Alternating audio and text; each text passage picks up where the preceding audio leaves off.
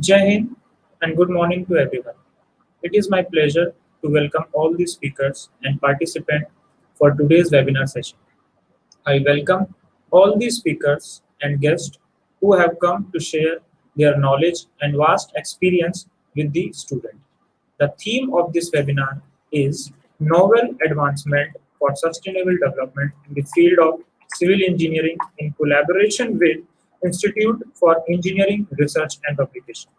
Now, it is my pleasure that I would like to invite Dr. Manoj Kapil sir, Dean Faculty of Engineering, who is doctorate in computer science and engineering with more than 20 years of experience along with numerous numbers of publication in different genres. Sir. A very good morning. I welcome all the participants, guest speakers to this international event. The main theme of this international webinar is to enhance the knowledge as well as to aware everyone about the recent trends for sustainable development in the field of civil engineering. Sustainable engineering mainly is the process of designing or operating system to use energy and resources at a rate that does not compromise the natural environment. So, during this webinar, the student will be able to learn about recent technique used in the field of civil engineering. Once again, I welcome our guest speaker, Dr. Mohammed Alias Yusof, Professor in Department of Civil Engineering, National Defence University of Malaysia. Dr. Dheerndra Kumar Pandey, Professor in Department of Civil Engineering, Thappar Institute of Technology and Engineering, Thappar University, Patiala. I hope that this event will be very useful for the student as well as other participants. I welcome you all once again. Thank you. Now, I would like to introduce our first speaker, Dr. Mohammed Alias Yusof. He is a professor in the Department of Civil Engineering, National Defence University, Malaysia. He is doctorate in the area of civil engineering from University of Petra National, Malaysia. Dr. Yusof is working with the boards of engineering Malaysia and he is awarded bronze medal in year 2014 by the British Innovation London in the field of blast resistance glass panel. He has also more than 15 years of vast experience in the field of civil engineering with more than 100 research papers and numerous international and national awards in his name. Now, I would like to request Dr. Alias to please go for the further. Okay, thank you very much, the organizer. Hi, good morning to everybody, especially to the university patron, university dean, guest speaker, the organizer, the participant, and also my beloved students who are joining today's seminar. As you all know my name, I am Dr. Mohammed Alias. I'm the lecturer at the National Defence University, Malaysia. Today, I would like to share my research, current research on the developing of a blast-resistant glass using green technology. Let's begin this seminar with the introduction. Can you all see my slide? I just want to ask. Can you all see my slide? Yes, sir. No, sir. No, sir. Is it? Can you hear me? Can I? Yes. Yes. Sir. All right. Okay. I'll proceed. Let's talk about glass resistant. Let's talk about the glass first. A little bit of a history about glass. Sir, Glass please was share first. your slide. Sir, excuse me. Sir, please share your slide. Yeah. Can you see my slide? No. No, sir. You cannot see my slide? No, sir. It is not visible. Please share it. So please share it. Let me go back again. Let me go again here. Let me go again. Okay, I'm sorry. I just share again. Share screen. No. Okay, can you see my slide now? Yes, sir. Please. Okay. The slide is there. This is the first slide. Can you see the title, the blast resistant glass using green technology? Is there? Can I proceed? You may proceed, sir, please. All right. Okay. Okay. Thank you very much. Let's talk about the introductions. Glass was first made in Mesopotamia. This is the area between Saudi and Syria. As far back 2500 before Christ. Later, the glass making was further developed in Egypt. This is a map of the Mesopotamia. It's between Iraq and Saudi Arabia. After 18th centuries, the manufacture of glass began to increase rapidly. Machinery has been developed for manufacture of glass products. In 1902, Irving W. Colburn invented a sheet glass machine which made it possible for the mass production of the window glass. Later, in 1953, Sir Alistair Pilkington is a big name for Pilkington. Is a British engineer invented the fluid glass process for commercial manufacturing of a fluid glass. Today, Pilkington is one of the biggest manufacturers of the glass worldwide. It has many factories around the world. In fact, in Malaysia, in India, in UK, and so on. This is one of the biggest glass manufacturer in the world. Okay, let's talk about the basic raw material to use in the glass manufacturing process. Basically, the glass is made of sand, soda ash, limestone, dolomite, alumina, and other material. So this slide shows the little bit about this slide shows the sand, soda ash, limestone, and dolomite. Now let's talk about the float glass manufacturing process. Basically, the glass manufacturing process is divided into 4 areas. The first is the batching process. Second is a warm area. Third is a cool area, and finally is a cutting process. I go brief detail on one by one into this glass manufacturing process. The first process is the main component of the glass to produce, where the silica, limestone, soda ash, and dolomite are weighed and mixed into batches using computerized control. Secondly, the batches raw material pass from a mixer silo to a furnace chamber, where they become molten glass at a very high temperature, about 1500 degrees Celsius. Later on, the molten glass is floated onto a bath of molten tin at a temperature about 1000 degrees Celsius, and is from a ribbon which is normally between 3 to 25 millimeter thick. Then is a cool process. The number 4 is a cooling process. After this process, the glass then cool down sufficiently to pass an annealing chamber.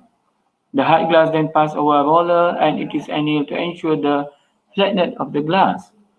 Finally, after cooling the process, the glass undergoes rigorous quality check, and it is washed, and it is then cut into sheets, which are then stacked, stored, and ready for transport.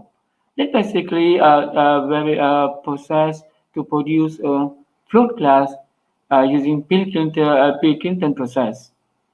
Now let's move on to a little bit on the terrorist attack. Terrorist attack on the building has been rising since September 11. Since this incident, many governments around the world have invested millions of dollars in protecting the building and people from the threat. If you look at this global terrorism, terrorist attack is everywhere.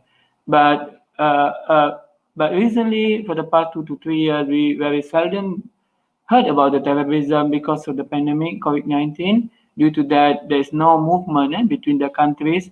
And thanks God, due to that, there is not many incidents happen. But yet, we as an engineer, we have to prepare to build up our structure to resist a blast. We must be ready anytime. From this map, we can see global terrorism happen everywhere. In fact, in Malaysia, in India, Pakistan, Saudi, and US, and so on. This slide shows the damage in the glass building due to explosion. Actually, this is an incident in Norway, happened in July 2011, where one of the local terrorists have blasted some of the government building due to some reason. You all can see the glass, the inner glass of the building has been damaged badly, and the sharpener has been shattered all over. The debris has been shattered all over the places. This is another incident which involved in the glass.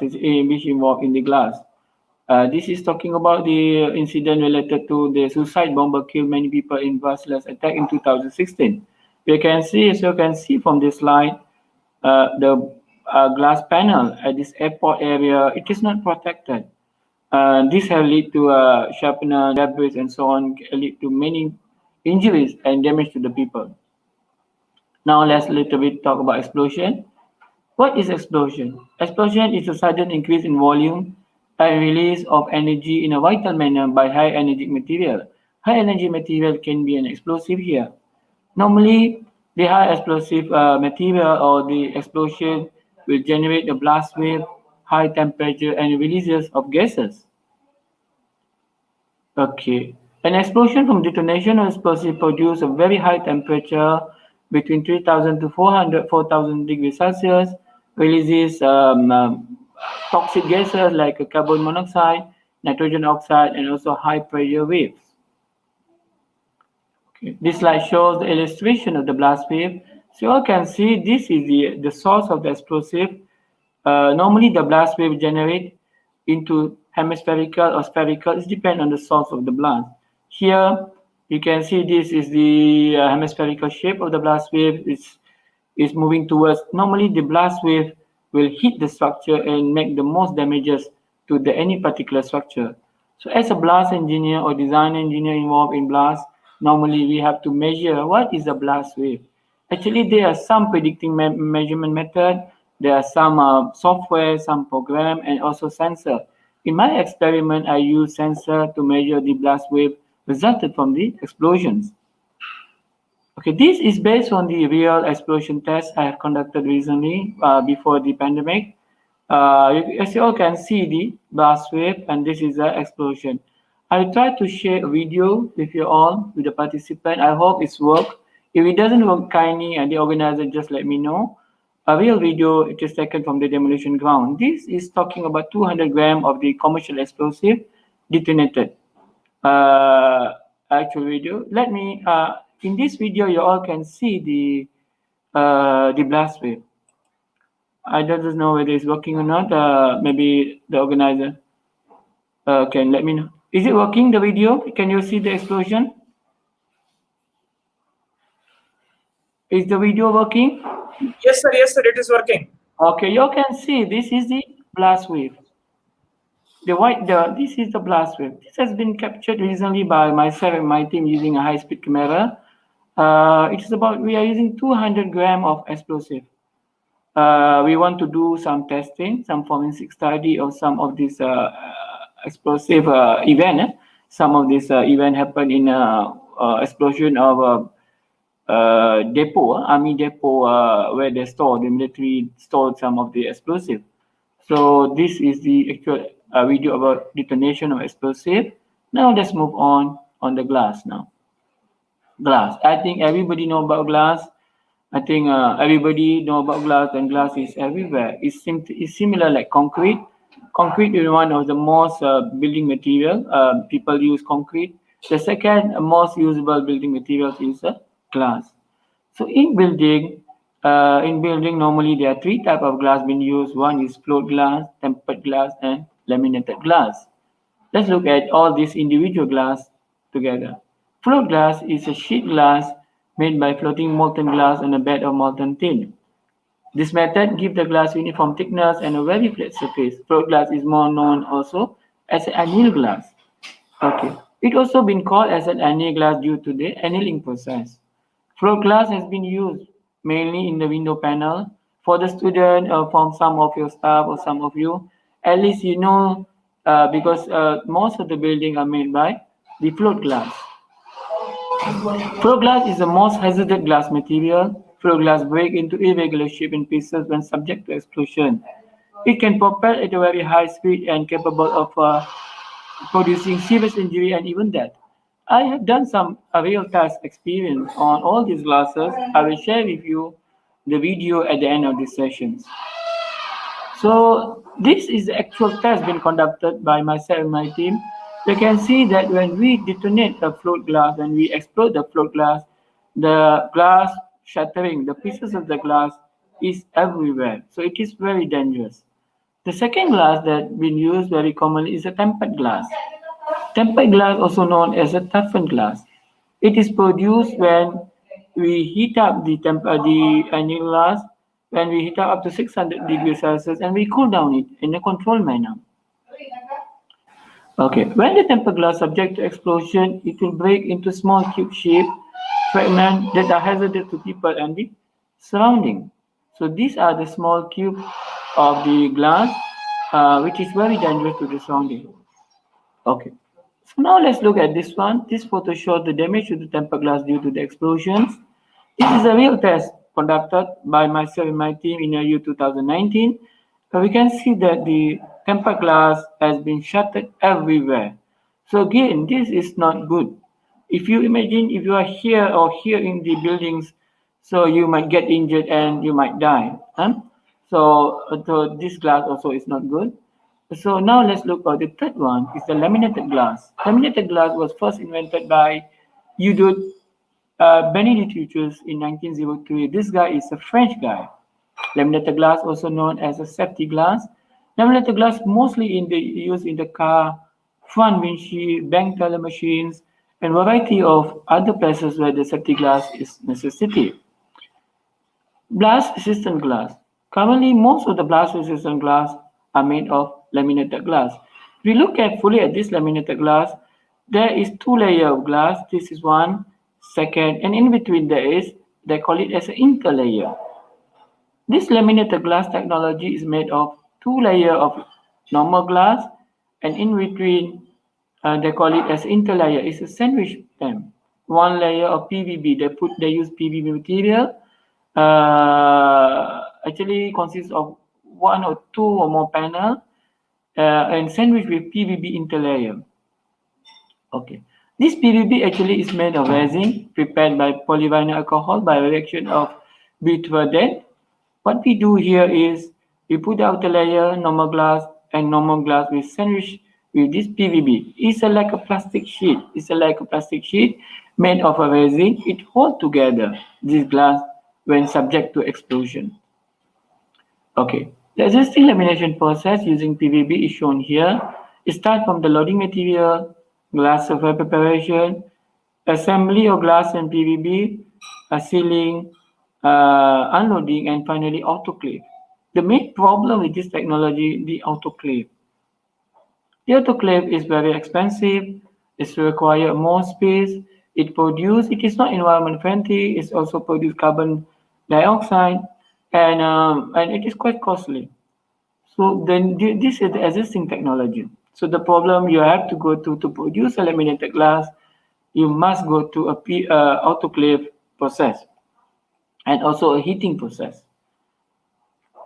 So due to this one, National Defence University, we have collaborated with a local glass manufacturer in Malaysia to develop a blast-resistant glass which is more cost-effective and friendly. Okay, in National University, Defence University, we have a UPNM blast research team. We conduct a research R&D on the blast. We have collaborated a local glass manufacturer. The new green technology involves glass surface preparation, each fastening, injection of resin, curing, and finally unloading. This process does not require heating and also autoclave for the lamination process. If you look carefully here, it starts with loading, glass surface preparation, air sealing, unloading, and injection of pure resin. And then we go for unloading. So here, the methodology is divided into three parts. First, the first part is to produce a glass using pure resin as an interlayer with green manufacturing process. This is the resin that we pour in between the glass.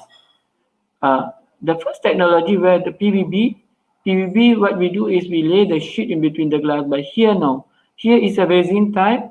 We put the resin in between the glass so the glass hold together the resin and we let it cure for a few days and it's become a blast resistant glass. But the technology falls behind the resin. The second part is to investigate the mechanical property of the glass. So as a civil engineer, I think most of you are from civil engineering. So these are some standard mechanical properties that we test. The first one we test is the compressive strength of the glass. And the second one, we test the modular structure of the glass. We test what is the modular structure. From this testing, we find out that the modular structure of the blast resistant glass is 70.90 megapascal and the compressive strength is 926 megapascal. Then finally, we bring the glass sample panel to the field and we test it using actual explosive. What we done here, a total of 6 glass panel consisting of 6.76 mm of laminated glass with PU resin with the size of 900 by 1100 millimeter were prepared by the company and sent for the testing.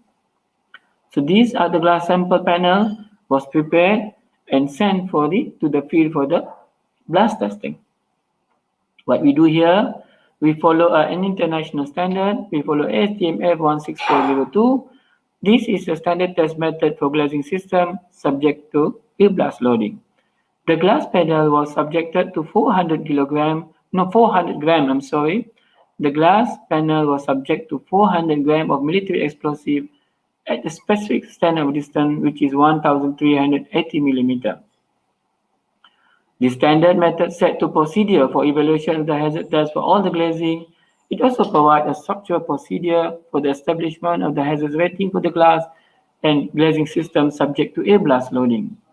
So basically, we have to design a building structure is about 3 meter and about 2 meter high.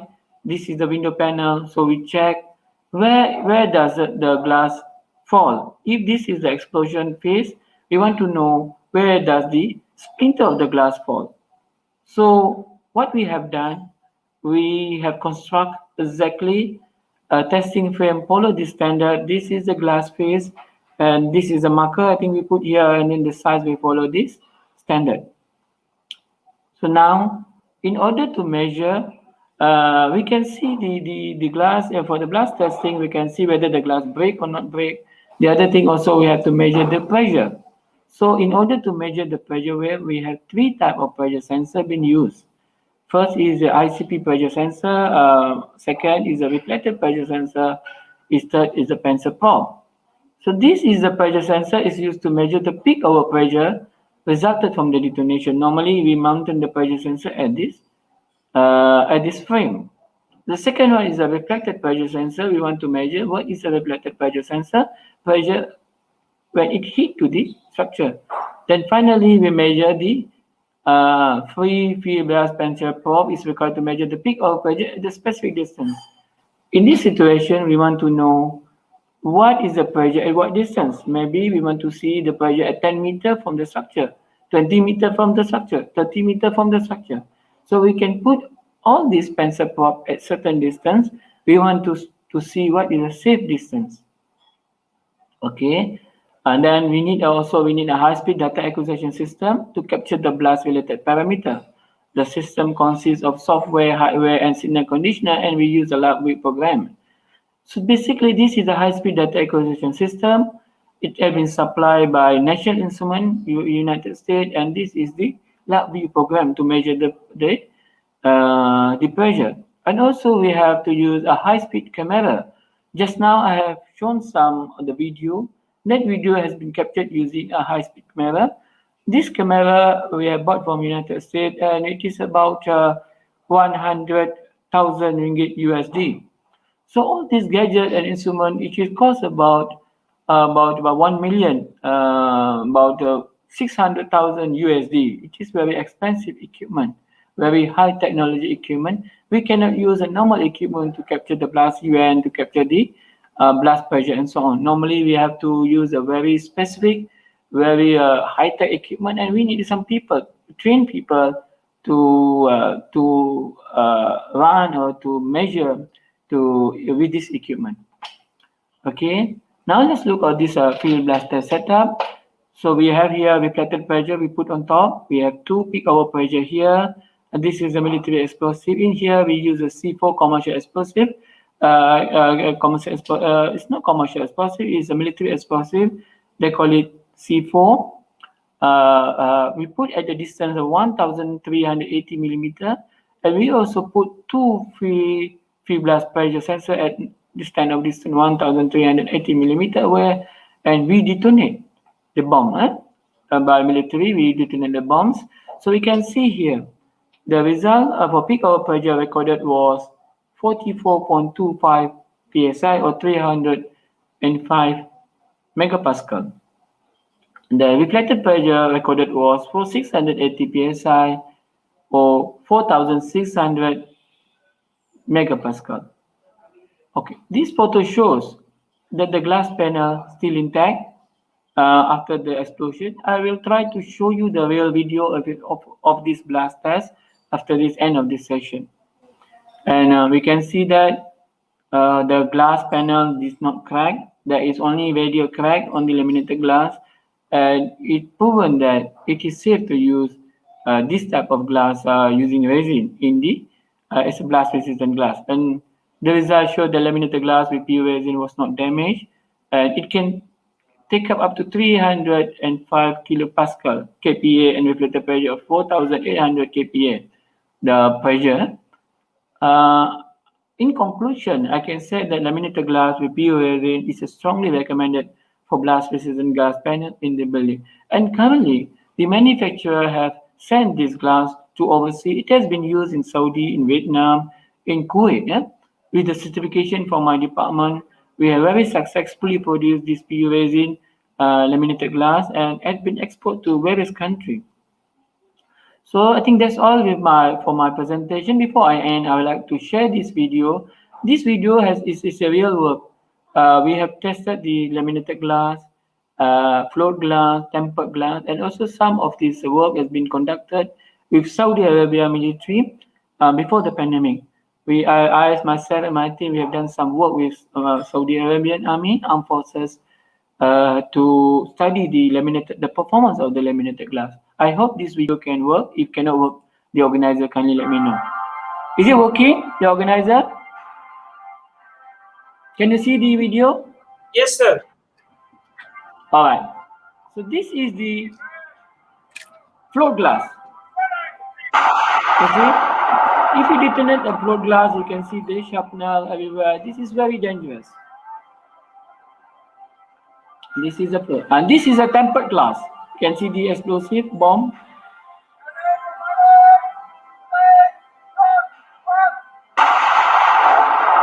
They still have splinter over here. They still have some splinter here. This is a bullet-resistant glass. We have fire from 20 meters using military rifle. This is a bullet-resistant glass.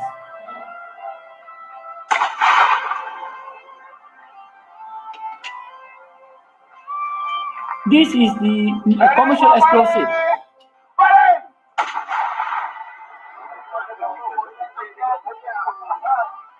Okay, this is the laminated glass using PU resin.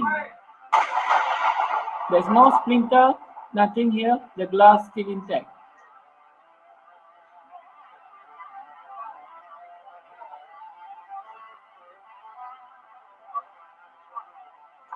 This is again a blast-resistant glass.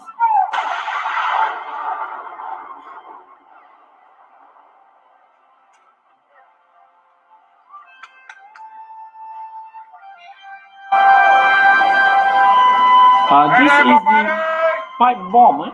Pipe bomb that is developed by the Malaysian Armed Forces. We've been working with them.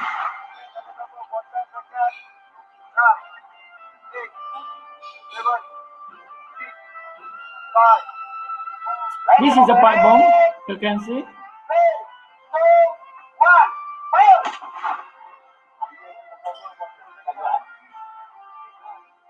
I think, thank you very much. That's all for me. This is me, myself, and my team.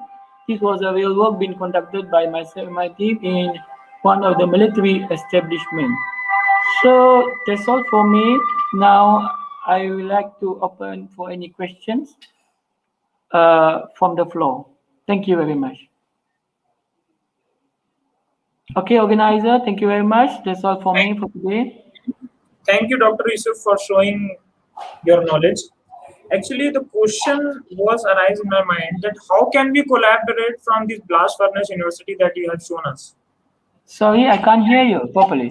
How can we collaborate during this research of blast furnace? Okay, that's very good. Maybe we can you can email to me. Maybe we can start with some students Okay, okay. doing some work on the simulation program. But there are some simulation work, or you can do some calculations. Because to we can start with some research grant or some work on the we will discuss further. Maybe we can start work some on the students. If we can work on some research grant, or you have some internet grant, or maybe after the pandemic, we can work together on this. There's no issue. Okay, okay. Actually, at the end of the video, you have shown, at the end of the slide, you have shown the video that was very helpful to us. Never such kind of video has been seen us. So very This is thank. a real video. This is a real work being done by myself and my team. We're working on the blast resistant glass. Actually, I'm also working. I also develop a blast resistant concrete. So there is a question which has arisen that can I repeat that? After that blast, if there will be gunshot, won't it be penetrate? Okay. For that glass that we have developed, it doesn't penetrate. We blast first, and then we have gunshot. We have shoot using 6.72. I think the rifle at certain distance, it doesn't penetrate. The glass still sustain because it's using resin as very special technology. It can resist the blast and also resist the bullet. It does not penetrate. Okay, okay, sir. Thank you, thank you, thank you, thank you, sir, for your highly informative session. And I All right. request you, I request you to stay live with us. Our second speaker is waiting to All right. enhance So our. can I just stop my sharing here? Yes, sir. Yes, sir. Yes, sir. Please. Okay. So kind of you. Before that, I would like to thank you very much to the organizer to giving me an opportunity today, and for the student for joining with me today. I really really appreciate. Thank you, sir. Really Thank appreciate. Okay. I'll stop sharing. Thank you very you. much. Okay, sir. Now I would like to introduce our second speaker, Dr. Kumar Pandey. He is working as a professor in the Department of Civil Engineering in Thappar Institute of Technology.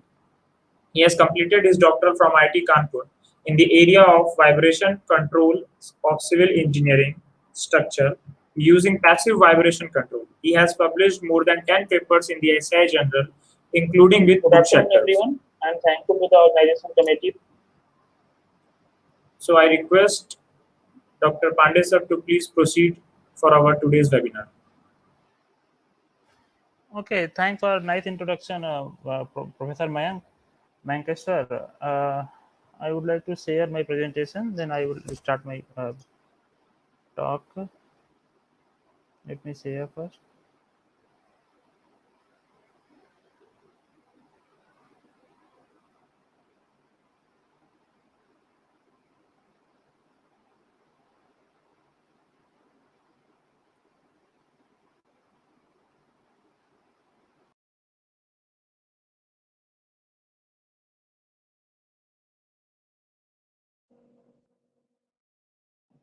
Good afternoon, everyone. I'm thankful to the organization committee for inviting me. For inviting me for giving a talk on this international webinar. My talk will be based on the vibration control devices for vibration control devices. So I will discuss about the tune liquid mass damper implemented in a water tank for seismic vibration control of a low-rise building. What is low-rise building? Low-rise buildings are that a building in which the height of the building is less than 8 story. The period of this building is shown here. For a 3-story building, the time period is around 0.4 second. For 5-story building, the time period will be 0.4 to 0.8 second, and for a 8-story building, the time period will be 0.8 second to 1 second. What is the time period? Time period is that time taken to complete one cycle of vibration from here to here is the time period of the building. Time taken to complete 1 second. Time taken to complete one cycle of the vibration is known as the time period. And what is the frequency? Frequency is opposite of the time period. That means 1 upon Tp. The definition of frequency is that in 1 second, how many cycle the building will complete. That is the frequency. Thus, just opposite inverse of the time period. So, seismic vulnerability of these type of structures, which is low-rise building, can be explained with the help of the response spectra plot, which is given in the various design codes. I am taken Indian standard, and the response spectra of the recorded ground motions. There are several recorded ground motions, earthquake motions, and if you plot the response spectra plot, then you will see that the time period of these type of building will fall under the sharply rising spectrum zone. So we can say that these type of buildings are more vulnerable to the earthquakes. So to control the vibration of these type of building, several measures are proposed and implemented in the various design codes, such as we know that the ductility based design, etc. Several vibration control devices are also being proposed and implemented for to control the vibration. Some of them are listed here, such as base isolation, tune mass damper, tune liquid damper, and yield damper. In the base isolation, what base isolation will do? This base isolation means there is a flexible interface between the building and the ground. There will be flexible interface. Here it is fixed. There will be a flexible interface. Then what will do this flexible interface? This will enhance the time period of the building. So if the here we see that the fundamental time period of the building is falling here, but after the base isolation, this time period will shift from here to this place. So if the time period is here, then this will attract less acceleration, and this acceleration with the associated with the force. So this after base isolation, this will attract less force. And what this liquid vibration control devices do? They will reduce the response of the structure. They will reduce the response of the structure. There are several mechanisms for implemented these devices. I will discuss about this one, chain liquid damper. I will discuss about the chain liquid damper. How this chain liquid damper act? So there is a structure. This may be a 5-story, 8-story, 9-story building. On the top of the building, there is a tank in which the water is filled. So what water will do? This water will slosh with the frequency which is shown here. I told you what the frequency already. So this frequency will tuned with this frequency of the building. So what will do during the vibration, the this liquid will slosh and this will dissipate the vibration of the primary structure. More detail is given here. This is the building, and at the top there is a liquid tank, and this tank is tuned with the primary structure, and this liquid inside the tank will slosh and dissipate the energy of this primary structure, and by doing so the vibration of this primary structure will be reduced. So uh, there are some design guidelines of this tuned liquid damper is proposed by several researchers. These guidelines are listed here. This chain liquid damper should be rectangular or circular in shape. The depth ratio is that the ratio of the depth of the liquid to the length of the liquid inside the tank. So depth ratio should be kept shallow. It should not be more than 25% of the depth. The depth of the liquid should not be more than 25% of the length of the water tank. Another thing is that these type of liquid tank is not suitable for buildings which has a frequency is more than 1.5 hertz.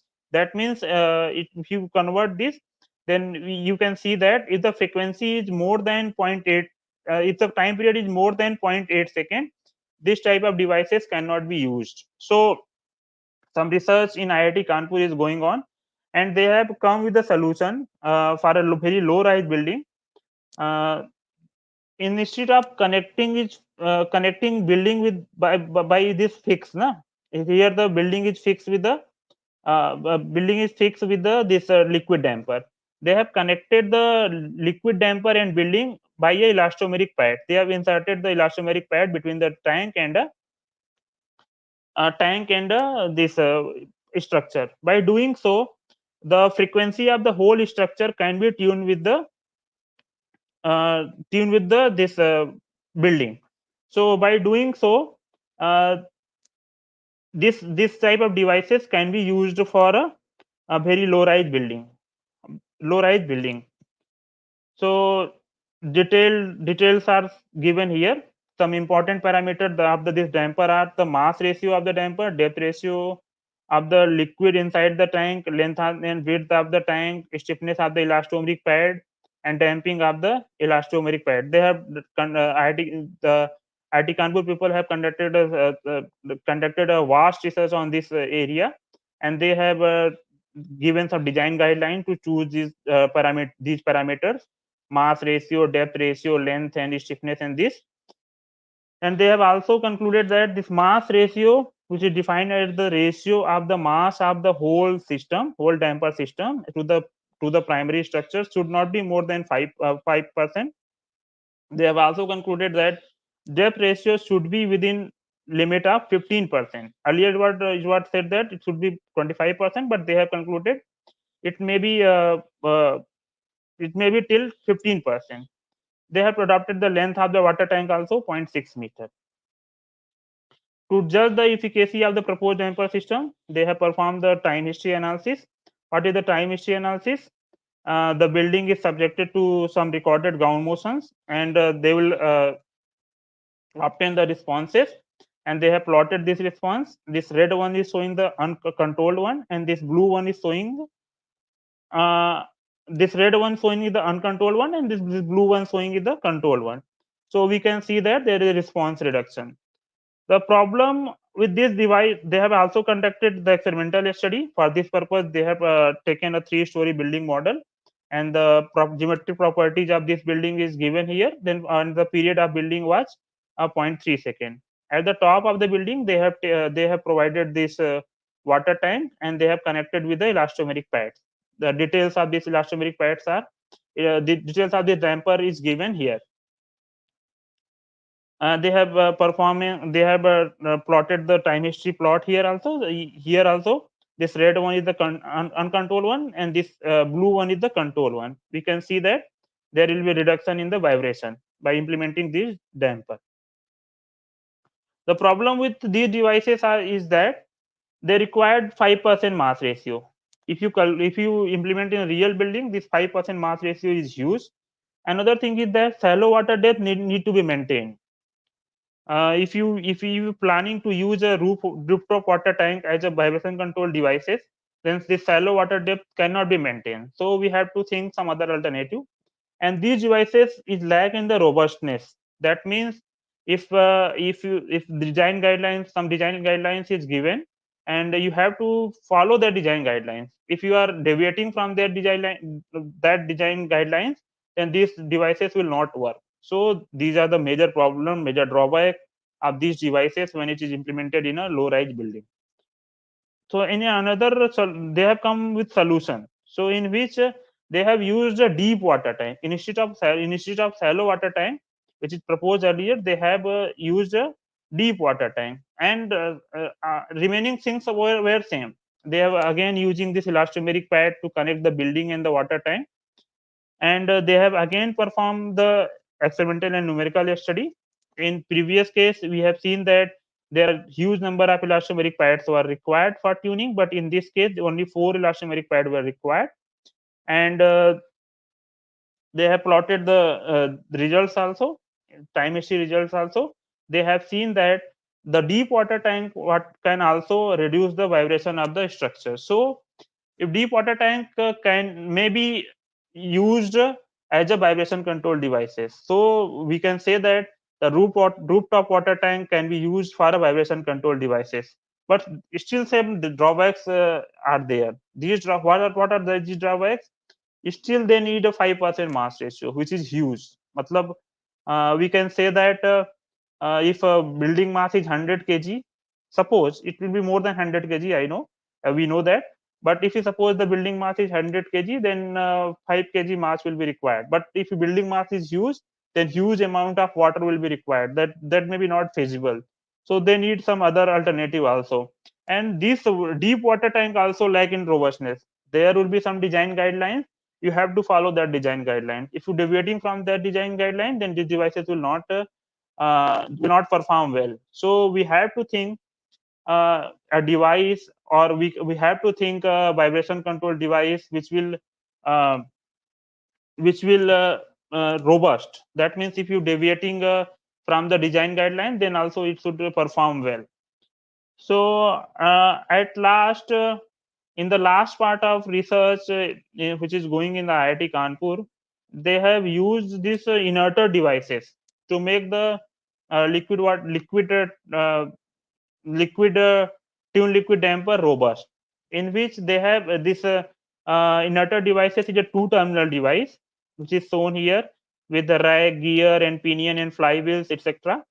And one end of this device is connected to the liquid damper, and another end is connected with the base. What will the what this inerter device will do? This inerter device will increase the mass ratio, of the damper without increasing the actual mass. That means the mass of the this damper need not to be increased, but this inerter device will give us same effect as a mass was increased. So without increasing the mass, we can increase the mass. This inerter devices will do this. So detailed of these devices can be found here in this research article. You can see there. What will this device will do? If we in this device, we have seen that one end will connected with the this damper, and another end will connected with the ground. So this device will give an inertial force, which is given here, and in this u2 is the terminal 2 acceleration, and u1 is the terminal 1 acceleration. So in this case, the terminal 1 acceleration is connected to the ground, so it will be 0. There will be only acceleration at the terminal 2. And another thing is that this B, inertance. This inertance can be adjusted by suitably designing designing the dimension of this pinion, gear, and flywheel. And this by doing so, the whole system will become robust. Robust means if you deviating from the design guideline, if you deviating for the design guideline, then also this device will perform well. And the performance of these device is shown here. You can see this from this plot. Uh, this plot. This is the for uncontrolled one. Red one is the for uncontrolled one, and this green one is the for the inertance ratio 0.1, and then again this yellow one is the for the inertance ratio 0.3, and this blue one is the for the inertance ratio 0.5. So we can say that mass ratio remains same. Suppose we have taking 1% mass ratio. Mass ratio remains same. This B value, which is shown in the previous plot, this B value, which can be adjusted without increasing any mass, which can be adjusted only the designing this flywheel system.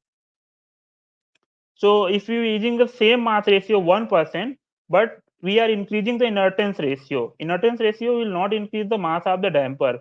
The performance of the damper is increasing.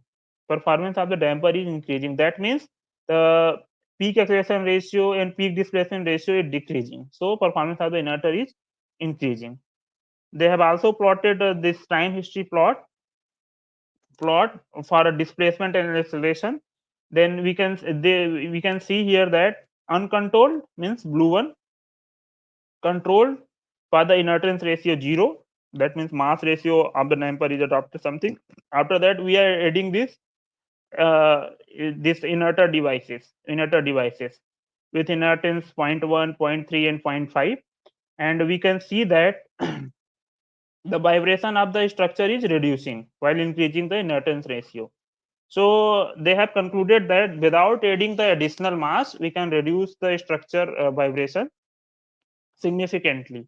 And these devices are robust also. If you add these inerter devices to in the structure and this damper, then the vibration of the structure will be reduced, and the vibration will be reduced also reduced if you deviate from the originally designed dampers. So conclusion is that a modified tune liquid damper is proposed to mitigate the vibration of the this vibration of the low-rise building. The optimal parameter are proposed but not shown here, and we have also demonstrated the performance, and we have seen that if conventional one is reducing 30 to 40% vibration, then this inverter with the using inverter devices, this reduction will be 50 to 80%. Another thing is that we have noticed but not presented, that the displacement of the liquid will also reduce. So there will be not a very huge sloshing of the liquid. There will be very small sloshing of the liquid, but performance will remain same. Thank you. Any question, please?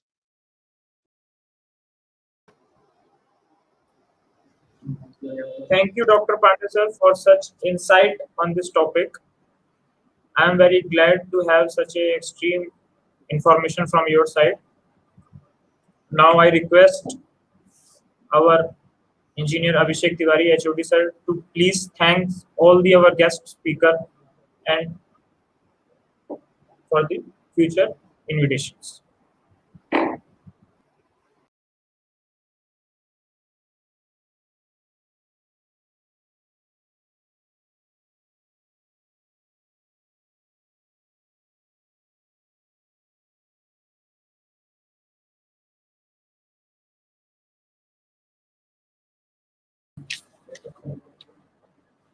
Yes, sir. Thank you, all these speakers. Jai Hind, good afternoon, everyone. To the one and all present here, guest speaker Dr. Alias Yusof, Dr. Dheerndra Kumar Pandey, and Dean Faculty of Engineering and Technology, Dr. Manoj Kapil, and all the participants. It is such an honor for me to get the opportunity to thank you all the dignitaries on behalf of the Civil Engineering Department, Subharti Institute of Technology and Engineering. I extend a warm welcome to the pupil participated in the webinar. I would like to express my gratitude to all esteemed delegates of the webinar for their presence and contribution to make the webinar a great success. I extend my gratitude to our guest speaker, Dr. Yusof Alias and Dr. Dheerendra Kumar Pandey, to take out time from his busy schedule and grace the event. Thank you for sharing valuable knowledge about this topic, sir. A special thanks to Brigadier Dr. Honorable Vice Chancellor, sir, Dr. B.P. Singh, sir, Swami Vivekanand Subharti University, Professor Dr. Shalya Raj, ma'am, CEO, Swami Vivekanand Subharti University, and Dr. Manoj Kapil, sir, Dean, Faculty of Engineering and Technology, for providing immense support to make the webinar successful. I extend my gratitude to Mr. Mankeshwar Singh and Mr. Amrit Kumar Singh, Assistant Professor, Civil Engineering Department, to organize this webinar. I must thank the organizing team, volunteer, for working hard for the first few days to make this webinar successful. Thank you everyone once again for making this event a great success. Thank you all and Jai Hind.